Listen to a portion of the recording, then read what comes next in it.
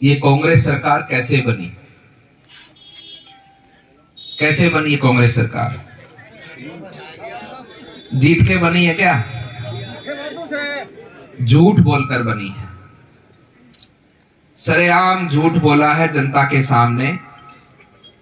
राजस्थान की 7 करोड़ से अधिक जनता को लूटने का, झूठने का, ठगने का काम इन लोगों ने किया।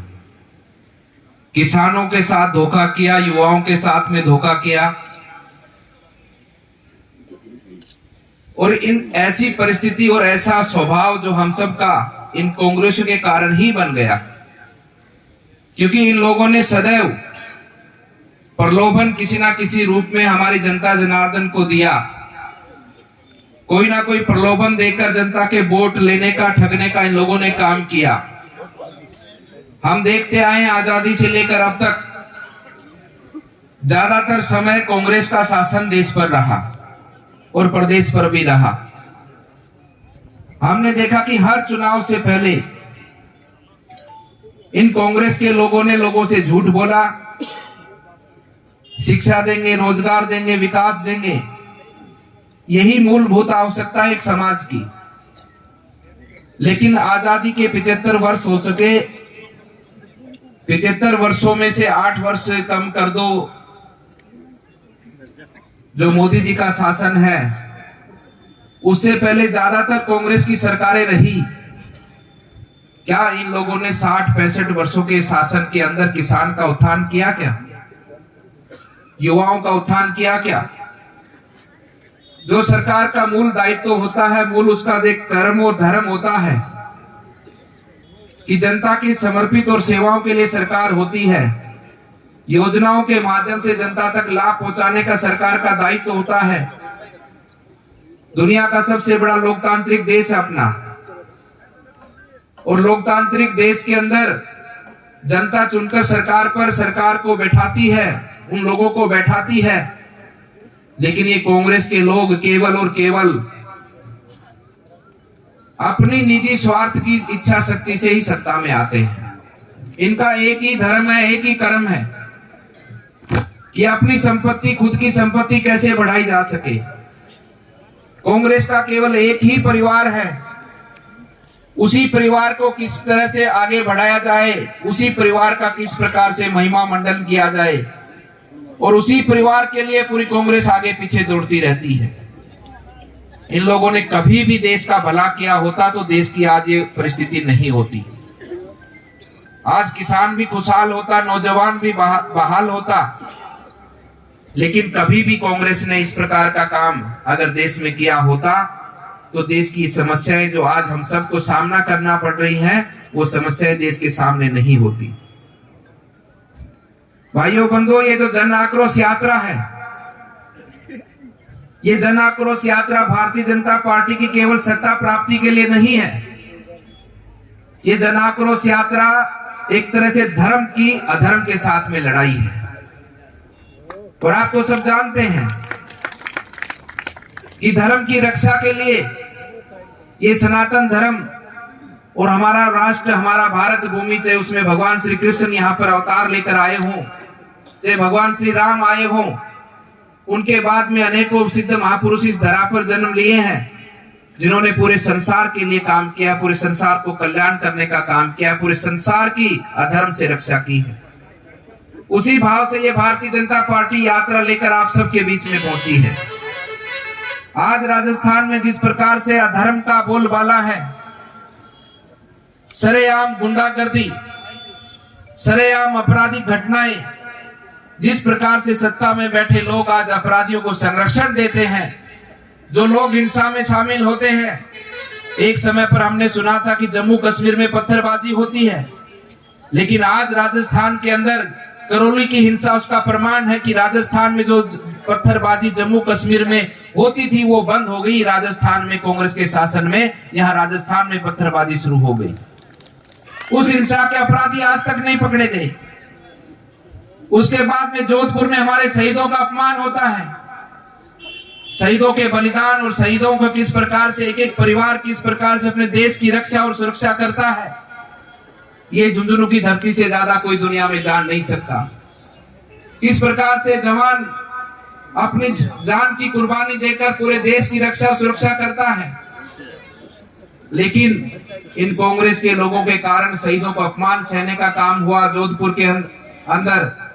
इन कांग्रेस की लोगों के कारण हमारे एक हिंदू भाई को सरेआम मार दिया गया, उसका गला काट दिया गया, और अगले दिन दिखते हैं कि ये कांग्रेस के लोग ऐसे आपराधिक छवि के लोगों को इश्तेहार पार्टी देते हैं। ऐसी शासन में बैठी सरकार, हर तरफ भ्रष्टाचार। मैं आपसे पूछना चाहता हूं कि मुख्यमंत्री एक प्रदेश में एक होता है कि कितने होते हैं? एक ही होता है ना। राजस्थान में, हरियाणा में, यूपी में, बंगाल में, चाहे मध्य प्रदेश में, दिल्ली में, हर जगह एक ही मुख्यमंत्री होता है ना। लेकिन राजस्थान का देखो क्या बुरा हाल कर रखा है। इनके 100 के 100 मुख्यमंत्री हैं। सभी विधायक अपने आप में मुख्यमंत्री हैं, सभी समर्थित विधायक अपने आप में मुख्यमंत्री हैं, हारडे भी से सबके सब मुख्यमंत्री। इतने मुख्यमंत्री होने के बाद भी आज राजस्थान में विकास का कहीं बोलबाला नहीं। हर तरफ धूल ही धूल दिखती है। राजस्थान की इस जनता को खंडर बना के छोड़ दिया इन कांग्रेस के लोगों ने। राजस्थान की भूमि को अपमानित करने का काम इन कांग्रेस के लोगों ने किया है। अखबार देखते हैं तो उसमें आए दिन रेप की घटनाएं सुनने को मिलती हैं। आए दिन यहाँ पर युवाओं के साथ में धोखा होता है, उनके पेपर लीक की घटनाएं सुनने को मिलती है। आए दिन यहाँ पर हमारे एससी के, हमारे पिछड़े वर्ग के भाई बंधुओं के साथ में अत्याचार तो सुनने को मिलता है। आए दिन राजस्थान की संपत्ति को, राजस्थान का जो खनिज है उसको लूटने का काम, उसका भ्रष्टाचार करने का काम यहाँ पर सुनने को मिलता है। आपने सुना होगा भरतपुर की घटना। वहां पर एक संत 500 दिन से धरने पर बैठे थे, भूख हड़ताल पर बैठे थे। उनका सिर्फ एक ही कसूर था कि वो भगवान श्री कृष्ण की नगरी, वहां पर जहां भगवान श्री कृष्ण ने अपनी लीलाएं, अपने चमत्कार दिखाए, उस आदि पर्वत की रक्षा करने के लिए बैठे थे। लेकिन कांग्रेस के लोगों ने उनकी सुनी नहीं। आखिर में उनको अपनी जान देनी पड़ी और तब जाकर उस पर्वत को बचाने का काम हो पाया। ऐसी अधर्मी सरकार है। शहीदों की भूमि है, वीरों की भूमि है। हमारे राजस्थान का इतिहास पूरी दुनिया में सुनाया और गाया जाता है। दुनिया का कोई भी नागरिक, किसी भी देश का रहने वाला क्यों ना हो, उसकी हार्दिक इच्छा होती कि एक बार राजस्थान की पुण्य भूमि पर जाए और वहां की रज को अपने सिर पर लगाए। ये महाराणा प्रताप की भूमि है। हर नागरिक की इच्छा होती है पूरी दुनिया के अंदर किसी भी देश का रहने वाला हो। लेकिन आज हम सुनते हैं, हम मिलते हैं लोगों से, जिस प्रकार से आपराधिक घटनाओं में राजस्थान नंबर 1, महिलाओं के ऊपर अत्याचार में राजस्थान नंबर 1, भ्रष्टाचार में राजस्थान नंबर 1, हमारे बच्चों के साथ में धोखाधड़ी, उनका पेपर लीक में राजस्थान नंबर 1। उसी के साथ साथ में विकास के अंदर सबसे पिछड़ा हुआ राजस्थान। हर चैनल के ऊपर कहीं भी अखबार पढ़ लो, कहीं भी कुछ उठा लो, सब जगह यही खबरें छपी हुई दिखती हैं। इसलिए मैं बंधुओं कहना चाहता हूं कि अपने राजस्थान को अपमानित करने का काम भी इन कांग्रेस के लोगों ने किया है। उसी के साथ साथ में इन कांग्रेस के लोगों ने जिस प्रकार से हमारे राजस्थान की जनता की कमाई का पैसा जो राजस्थान की जनता के हित में लगना चाहिए, प्रेम सिंह जी तो बहुत अच्छे से जानते हैं नीम का थाना में किस प्रकार से अवैध रूप से खनन चल रहा है। वहां पर एक एक विधायक किस प्रकार से ठेके उठा रहा है। और तो और छोड़ो, इन लोगों ने तो नए नए उद्योग खोलने का काम किया। हमने अलग अलग उद्योग सुने थे, लेकिन पहली बार राजस्थान में सुनने को मिला कि राजस्थान सरकार ट्रांसफर और पेपर लीक कराने का भी उद्योग चलाने लगी है। ये नया उद्योग खोला इस राजस्थान सरकार ने। इसलिए हम सबको राजस्थान की जनता को संभालना है। उस भाव से ये भारतीय जनता पार्टी इस यात्रा को लेकर आपके बीच में आई है। हम सबको चिंता है अपने राजस्थान की, हम सबको चिंता है राजस्थान के इतिहास की, राजस्थान के गौरव की। हम सबको राजस्थान के अंदर धर्म की स्थापना करनी, सुशासन की स्थापना करनी है और जनता की सेवा के लिए समर्पित रहने वाली ऐसी व्यवस्था की हम सबको स्थापना करनी है। इसलिए हम सबको एकजुटता के साथ में, हमारे जो राजस्थान के साथ में इन कांग्रेस के लोगों ने जो धोखा किया है, उस धोखे का बदला जो आने वाले समय में चुनाव हो तो यहाँ पर पुनर्धर्म की स्थापना कर भारतीय जनता पार्टी के राज की स्थापना कर राजस्थान की सेवा की, जनता की सेवा के कार्य को आगे बढ़ाना है, राजस्थान के विकास को आगे बढ़ाना है। एक तरफ मोदी जी हैं जो विकास के नाम पर आज सब आप देख रहे हो कि योजनाओं के माध्यम से किस प्रकार से आप सब तक विकास पहुंचा है। एक तरफ कांग्रेस है, इसने किस प्रकार से भ्रष्टाचार से आज राजस्थान को दूषित अपमानित करने का काम किया है। ये तुलना आप सबको मिलकर करनी है। और इस तुलना के साथ साथ में ये भी मैं कहना चाहूंगा, जो जल जीवन मिशन जिस प्रकार से पानी की यहां से बात हुई, जल जीवन मिशन योजना और योजनाओं से पहले अनेकों योजनाएं जो केंद्र से आज सबको लाभान्वित कर रही हैं। मैं आपसे पूछना चाहता हूं, 2014 से पहले आप जानते थे योजना क्या होती है? गांव में सिर्फ एक योजना जानते थे और उस योजना का नाम था कि राशन कार्ड पे राशन मिलता है। इससे ज्यादा योजनाओं के बारे में हमको नहीं पता था। और राशन भी कितना मिलता है, कितना के सरकार हमको भेजती है और कितना हमको प्राप्त होता है, वो तो हमको पता ही नहीं होता था। जो राशन डीलर होता था वो सबसे बड़ा आदमी होता था गांव का।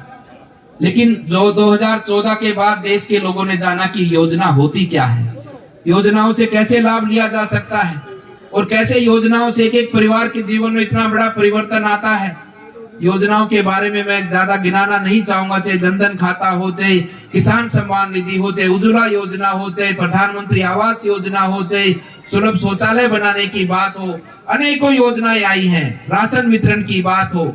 लेकिन उसमें से एक योजना जो महत्वपूर्ण योजना है, महत्वाकांक्षी योजना है, जल जीवन मिशन योजना। हर परिवार को शुद्ध पानी उसके घर में मिले, किसी भी माता बहन को पानी लेने के लिए घर से बाहर नहीं जाना पड़े, पानी उसके घर में आए। इस योजना को माननीय प्रधानमंत्री जी लेकर आए। आप तो जानते हैं कि पानी पिलाना हमारे सनातन धर्म में सबसे बड़ा धर्म माना गया कि नहीं माना गया? आज भी हम सब लोग प्याऊ लगाते हैं, हमारे गुरुजन हमारे पूर्वज हम सबको सिखाते हैं कि पानी पिलाओ, पशु पक्षी को पिलाओ, मानव जीव को पिलाओ, इससे पुण्य की प्राप्ति होती है। लेकिन ये कांग्रेस सरकार जो राजस्थान की जनता को मोदी जी पानी पिलाना चाहते हैं, उसमें भी अधर्म करने का काम करनी है। राजस्थान की जनता के मुंह से पानी को नीचे जमीन में खिलाने का काम कर रही है। 26,000 करोड़ दिए केंद्र ने अभी तक 4 वर्ष में। ये पूछ लेना इनसे आरटीआई लगाकर, जो हम बात कर रहे हैं वो उतनी सत्य है जितना अभी आसमान में सूरज सत्य है। 26,000 करोड़ दिए हैं केंद्र से, लेकिन इन्होंने अभी तक उसमें से केवल 4,000 करोड़ रुपया ही खर्चा किया 4 साल में। पूरे राजस्थान में 94 लाख परिवार हैं, गांव घर हैं। 94 लाख घरों के अंदर 2024 तक पानी पहुंच जाना चाहिए, लक्ष्य है मोदी जी का। और वो तो आप सब जानते हैं, मोदी जी जो कहते हैं वो समय सीमा के अंदर पूरा करते हैं। कोई भी योजना लेकर आते हैं तो उसकी तय समय सीमा पर योजना अब तक पहुंचती है। लेकिन 94 लाख घरों के अंदर से अभी तक इन लोगों ने केवल 19,000 घरों तक पानी पहुंचाने का काम किया, जो अब तक इतने घरों तक पहुंच जाना चाहिए था। साथ ही साथ उस योजना में उपयोग में आने वाली पाइप हो, बोरिंग करने वाली पाइप हो, उन सब में इतना व्यापक रूप से भ्रष्टाचार है। हमने उसकी जांच की है, उसमें छानबीन की है। अभी तक हमको 1800 करोड़ के भ्रष्टाचार का पता लगा है। मतलब पानी पिलाने का तो धर्म माना जाता है, धर्म का काम होता है, ये लोग उसमें से भी पैसा कमाने का काम कर रहे हैं। और साथ ही साथ में तभी पुनिया जी ने मुझे बताया, हमारे क्षेत्र का भी मुझे पता है, जो योजनाएं चल रही थी, जो काम गांव में चल रहे थे, एक एक गांव में 5-5 करोड़, 2-2 करोड़, 2.5 करोड़, जितना जरूरत था उतना पानी का पैसा लो। लेकिन समस्या नहीं रहनी चाहिए पानी की, कोई घर पानी के बिना नहीं रहना चाहिए।